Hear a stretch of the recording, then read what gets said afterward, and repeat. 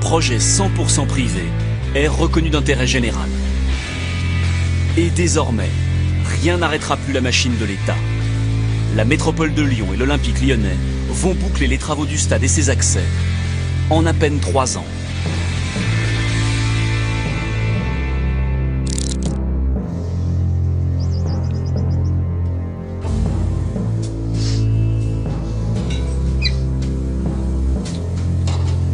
Quand nous rencontrons Philippe Layat, le parc olympique lyonnais vient tout juste d'ouvrir ses portes, à 1 kilomètre de là.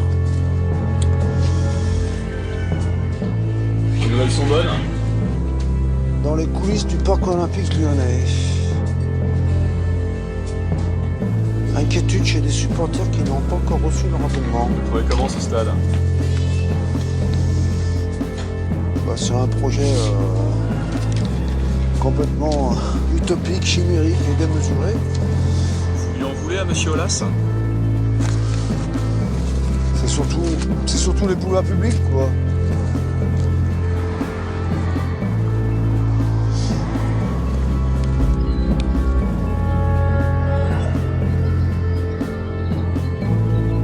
Cet agriculteur et sa famille sont installés dans cette ferme depuis 4 générations.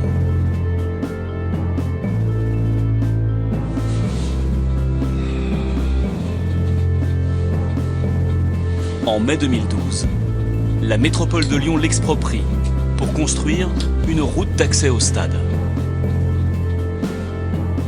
Quel droit on peut déposséder des gens de leurs biens? Quel droit? Le 1er septembre 2014, tout bascule.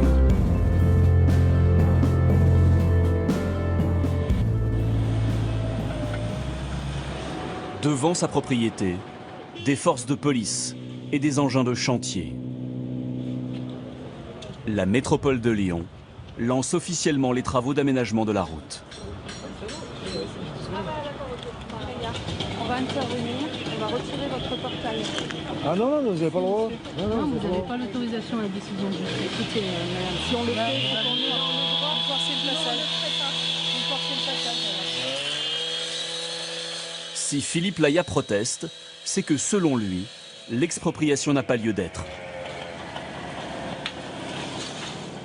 L'arrivée sur les lieux de son avocat ne change rien. Monsieur, vous n'avez pas le droit sans ma autorisation.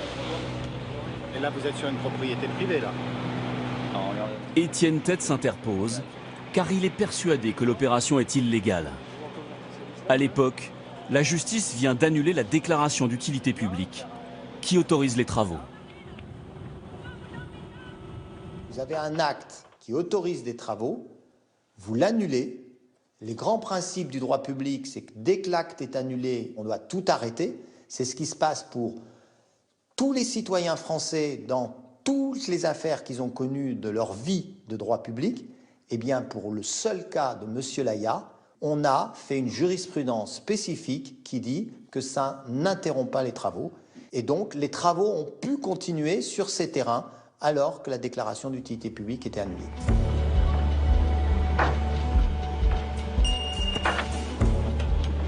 Les travaux avancent, et vite. Et au bout de quelques semaines, les terrains de Philippe Layat sont coupés en deux.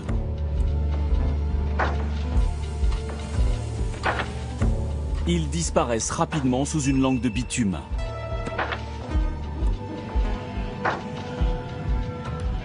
Le quotidien de l'agriculteur et de ses moutons est bouleversé. Les engins s'arrêtaient de temps en temps pour faire passer les moutons qui allaient, qui venaient. J'ai perdu beaucoup de moutons. Les brebis, elles se sont avortées. Elles ont fait des petits, elles les ont abandonnés. Voilà, donc des animaux qui sont perturbés, qui sont stressés, qui mangeaient de la terre. Et une fois que la route elle a été posée, bon bah après, voilà, donc ils ne pouvaient plus faire machine arrière.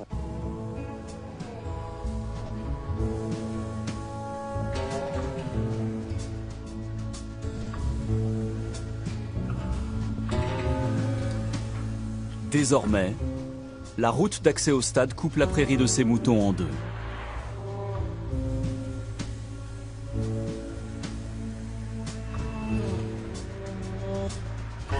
Pour traverser sa propriété, l'agriculteur est aujourd'hui obligé d'emprunter ce passage piéton, situé à 150 mètres de son portail.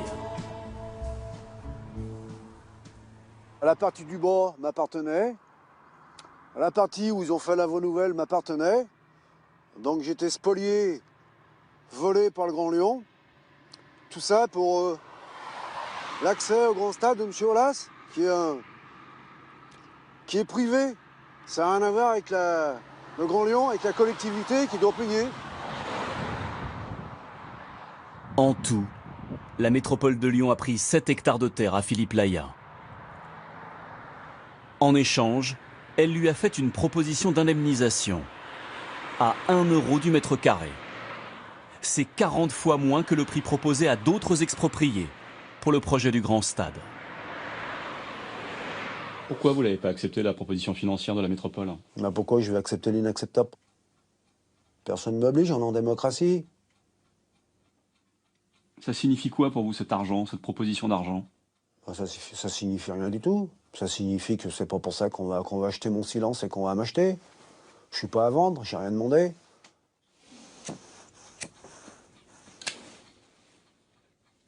Bah bien sûr que c'est une injustice.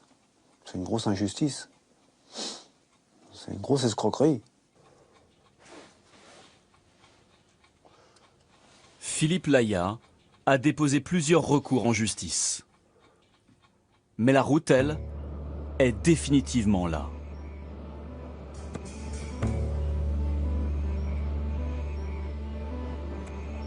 Ces prairies n'ont pas été les seules à disparaître sous le bitume. Le grand stade et ses accès ont englouti 140 hectares de terre. Il y a le message officiel, diviser par 2 la consommation de terres agricoles d'ici à 2020. Et il y a la réalité. Nous nous sommes adressés au ministère de l'Agriculture. Mais personne n'a voulu nous répondre. Peut-être parce que c'est le ministre lui-même qui s'est opposé à une mesure qui aurait pu protéger le foncier agricole.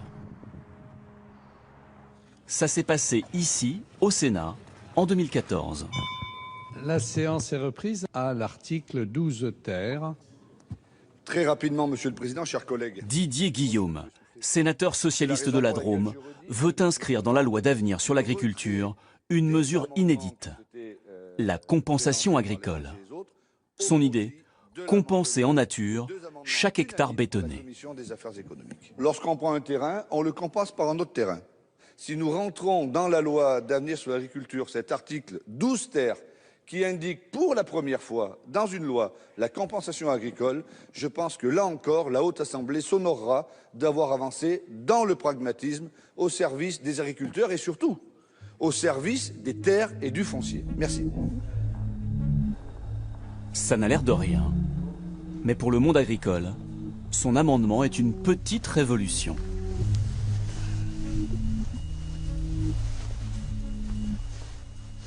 Ce qui m'importait, ce qui nous importait, nous, les sénateurs, c'était plusieurs choses. Un, c'était le symbole. Le symbole, on annonce une compensation agricole, elle est indispensable. Deuxièmement, c'était une mesure nouvelle. Nous devons dire que pour l'agriculture, les agriculteurs ne peuvent pas toujours être les sacrifiés du monde économique. Sans l'agriculture, sans les paysans, demain, qu'est-ce qu'on fait? Qu'est-ce qu'on mange? Je trouvais que c'est un bon amendement. La grande majorité des sénateurs soutient la proposition de Didier Guillaume. Il a dit il y a quelques instants. Monsieur le ministre, quel est votre avis sur ces amendements? Quand Stéphane Le Foll prend la parole. Monsieur le rapporteur, messieurs les sénateurs et sénatrices, sur ce sujet de la compensation agricole. En quelques phrases, le ministre de l'Agriculture va tuer cette proposition, pourtant venue de son propre camp. Comment on fait en Île-de-France pour compenser la perte des surfaces agricoles en recréant des surfaces agricoles? Vraie question. Où le fait-on? Est-ce qu'on est capable de le faire dans les mêmes endroits? La difficulté est immense. Donc, je vois tout à fait l'objectif. Et en même temps, compte tenu des difficultés que je viens d'évoquer, il est compréhensible, et vous le comprenez, que pour le gouvernement, il ne puisse pas être possible de donner un avis favorable à cet amendement. L'amendement sur la compensation agricole a ainsi été enterré par le gouvernement.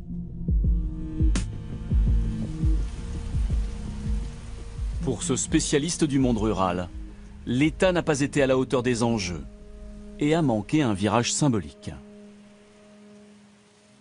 Dire on va compenser les terres que vous nous avez fait perdre en mettant votre rond-point, votre lotissement, votre centre commercial, symboliquement ça aurait été important, ça aurait montré qu'on ne peut pas tout faire et que la terre agricole a de toute façon une valeur. Le problème c'est que la seule valeur qui compte c'est ce que l'on a bâti. La terre agricole n'a de valeur que si elle est en gros recouverte de macadam.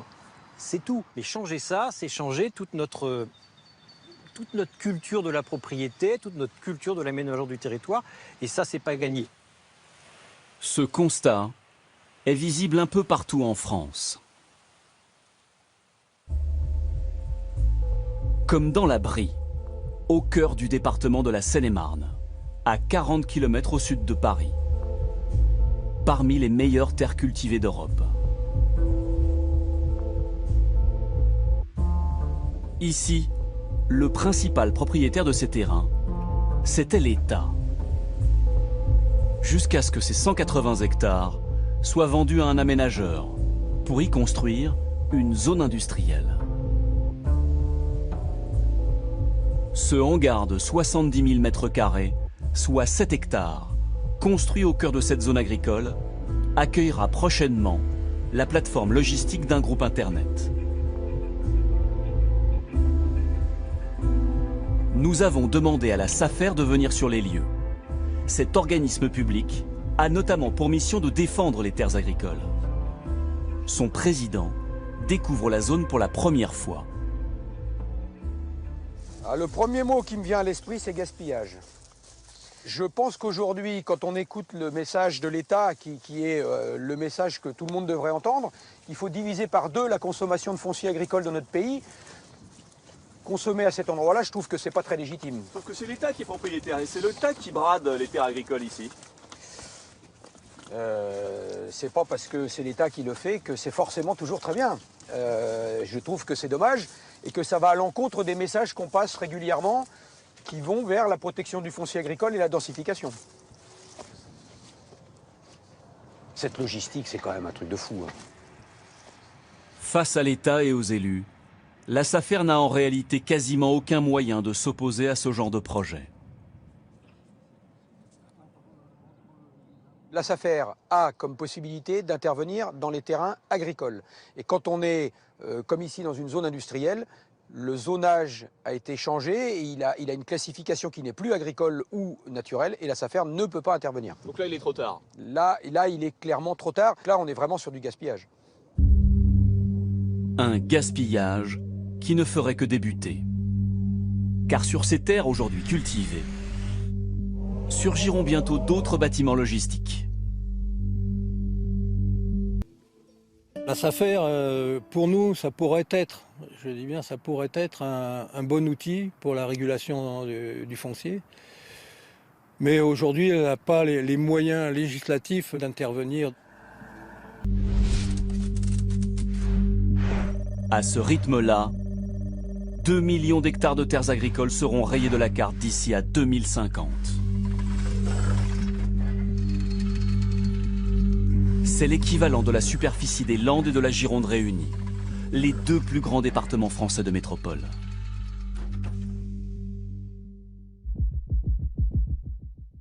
Les terres agricoles françaises disparaissent inexorablement, avec des conséquences insoupçonnées et irréversibles.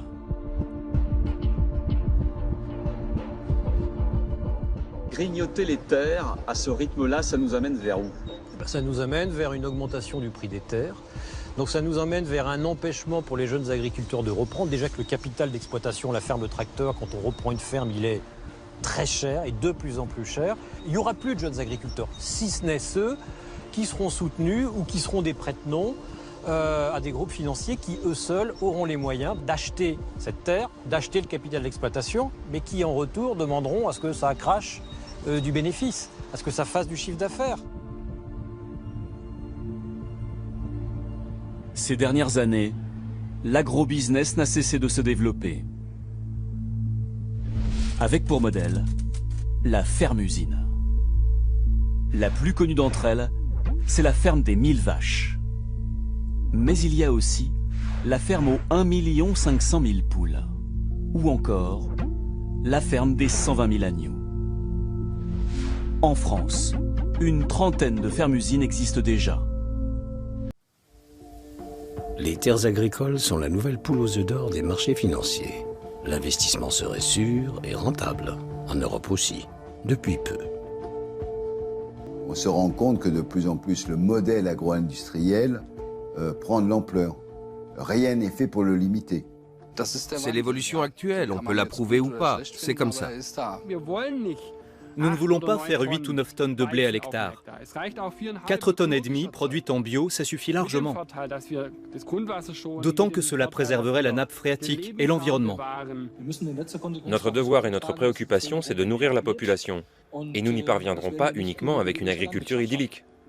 Mais bon, le risque, c'est que si un jour il n'y a que des grosses fermes, enfin des grosses fermes, des 500, 600 hectares, bah, un jeune comme moi qui est hors cadre agricole ou même cadre agricole, ne pourra pas s'installer.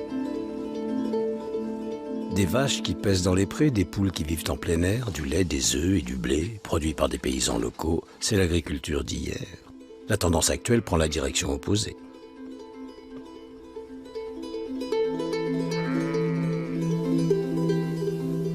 Le nombre des entreprises agricoles industrialisées augmente. Ils sont de moins en moins d'agriculteurs et cultivent des surfaces de plus en plus grandes. La mécanisation du travail réduit les coûts de production. Notre modèle agricole n'est plus déterminé par les paysans, mais par des spéculateurs et les acteurs de l'agro-industrie. Si la tendance perdure, c'est eux qui décideront peut-être bientôt du contenu de nos assiettes.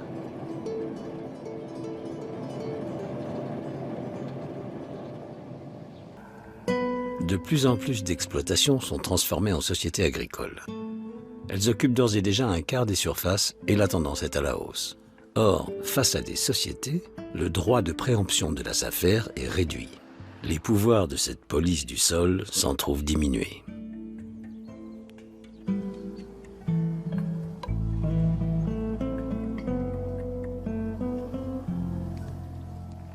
Nous, on est extrêmement déçus à ce niveau-là, parce qu'on sait qu'il y a ici de plus en plus de sociétés qui se montent et de plus en plus les prérogatives de la SAFER sont contournées, quoi. Et donc du foncier qui disparaît et qui n'est pas accessible pour des jeunes qui voudraient s'installer, quoi. Les SAFER sont des organismes régionaux. Pour l'heure, celle de Basse-Normandie joue encore parfaitement son rôle de régulateur. Mais dans d'autres régions, les répartitions de terres se passent moins bien. La France est encore épargnée par le phénomène du land grabbing. Les investisseurs étrangers sont rares. Pourtant, ici aussi, le visage de l'agriculture change. Malgré les SAFER, les sociétés agricoles sont de plus en plus nombreuses. Les changements induits par l'apparition de ces grandes structures sont particulièrement visibles en Camargue. Ici, les terres cultivées ont toujours été vastes. La surface moyenne des exploitations est de 200 hectares. Certaines font jusqu'à 1000 hectares. Le riz est la culture principale. Il supporte l'eau salée et l'eau douce. Pour certains experts, la Camargue offre un avant-goût de ce à quoi pourrait ressembler l'agriculture française de demain.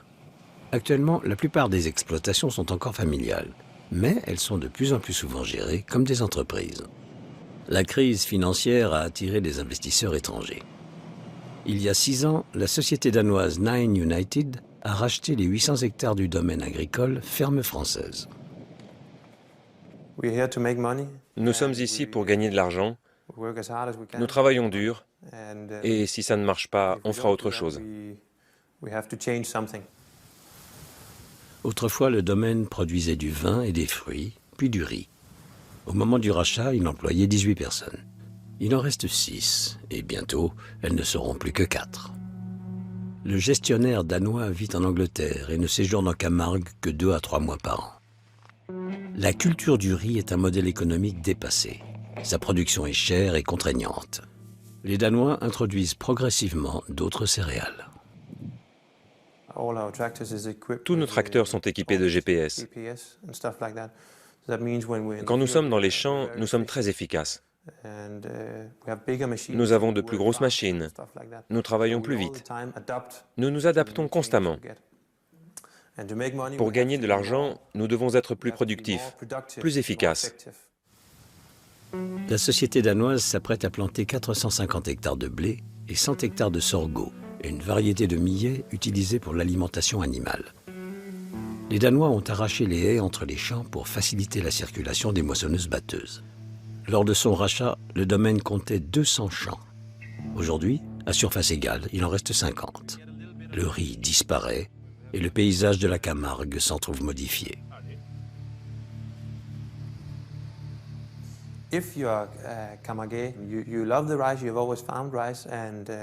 Quand on est né en Camargue, on aime le riz. On l'a toujours cultivé. C'est ce qu'on sait faire. Et on continuera à cultiver du riz. Moi, je pense en termes de profit. Compte tenu de mon expérience dans d'autres régions, je pense qu'on peut obtenir de meilleurs rendements en changeant de culture. Et donc il faut le faire. La course au profit ne laisse aucune place aux spécificités régionales. Casper Roulieu n'est pas inquiet pour l'avenir. Quand le domaine ne rapportera plus rien, il le revendra. La France envisage de diviser par 2 les subventions pour le riz. Jusqu'à présent, les producteurs touchaient 800 € par hectare. L'entreprise danoise a réagi à ce projet avec pragmatisme, en divisant par 2 sa production de riz.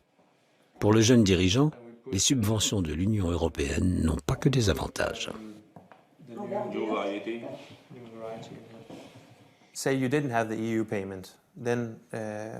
Dans le riz, par exemple, il y a beaucoup de mauvaises herbes.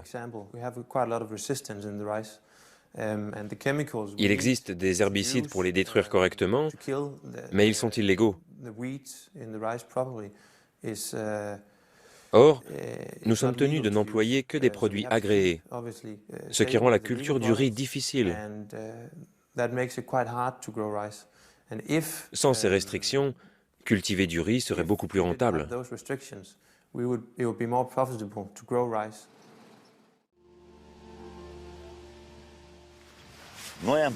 Nous avons vécu une belle époque. Mais les choses ont changé, c'est fini tout ça. La situation est absurde. La concentration des terres amorcée sous le régime socialiste se poursuit avec le capitalisme. Les zones cultivables ne cessent de s'étendre. Les paysans perdent leurs terres. L'agriculture s'industrialise. La propriété foncière ne profite qu'à une minorité. La population se contente d'emplois salariés.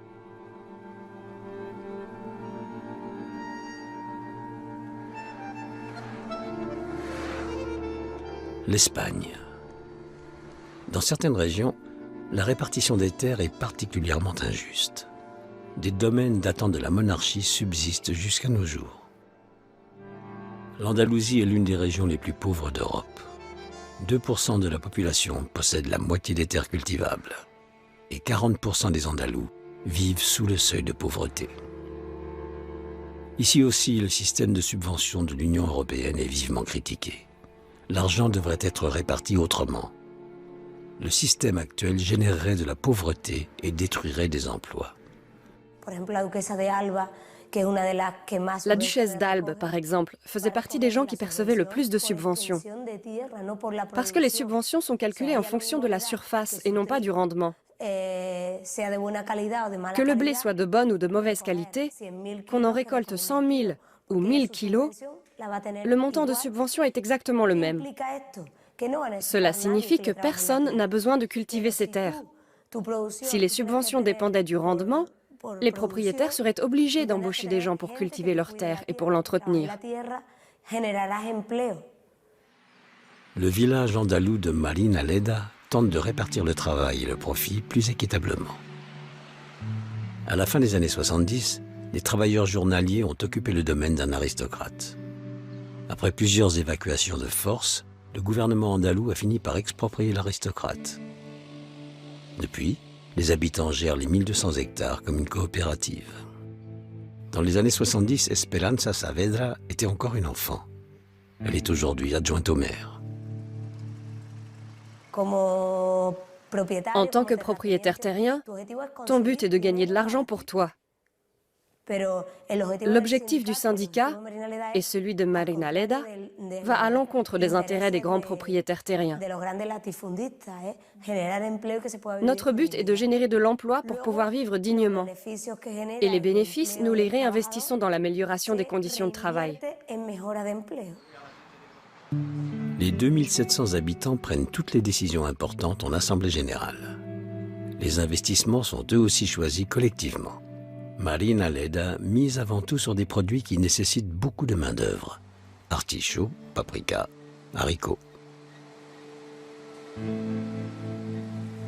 Les dernières olives arrivent pour le triage et le pressage. Pendant la récolte, presque tout le village est au travail. Les profits sont modestes, le salaire journalier est de 47 €. Et tout le monde gagne la même chose, même l'adjointe au maire. Mais à Marina Leda, le coût de la vie est faible. Ce que nous faisons ici, à Marina Leda, tout le monde peut le faire, dans n'importe quel quartier, ville ou pays du monde. Inutile de venir s'installer à Marina Leda. Chacun peut faire ça chez lui, dans son quartier, dans son immeuble. Chacun peut imaginer un modèle nouveau et meilleur, non? Pour les 2700 habitants de Marina Leda, le système fonctionne. Mais une gestion collectiviste est-elle applicable à l'ensemble de l'Europe? L'histoire nous suggère que non. Pourtant, Marina Leda peut servir de source d'inspiration. Dans un système entièrement centré sur le rendement, les petites exploitations sont vouées à disparaître. Et avec elles, la diversité des espèces et des terroirs. L'émergence d'un modèle agricole viable et commun à l'ensemble de l'Europe n'est sans doute pas pour tout de suite. Les spécificités régionales et les intérêts nationaux sont trop nombreux. Et tant que l'Union européenne subventionnera la quantité plutôt que la qualité, l'agriculture restera un business dont le seul but sera de générer du profit.